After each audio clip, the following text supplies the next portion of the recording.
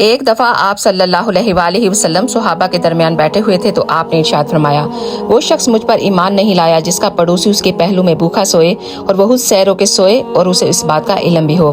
آپ نے ارشاد فرمایا، جانتے ہو پڑوسی کے کیا حق ہیں؟ جب وہ تم سے مدد طلب کرے تو اس کی مدد کرو، جب وہ تم سے قرض مانگے تو اسے قرض دو، اگر وہ ضرورت مند ہو تو اس کا خیال کرو، بیمار ہو تو اس کی عیادت کرو، اسے کوئی خوشی نصیب ہو تو اسے مبارکباد دو، اسے کوئی مصیبت پہنچے تو اسے تسلی دو، وہ مر جائے تو اس کے جنازے میں جاؤ۔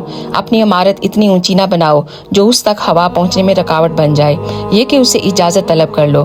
اگر تمہارے گھر کوئی خوشبودار چیز جس کی مہک اس کے گھر تک پہنچے تو اسے بھی اس میں کچھ نہ کچھ تحفہ بھیج دو۔ اگر کوئی پھل خرید کر لاؤ تو اس کے گھر میں بھی بھیجو۔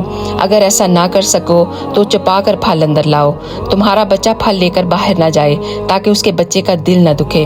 آپ نے ارشاد فرمایا، اللہ کی قسم وہ شخص مومن نہیں ہے جس کی وجہ سے اس کا پڑوسی محفوظ نہیں ہے۔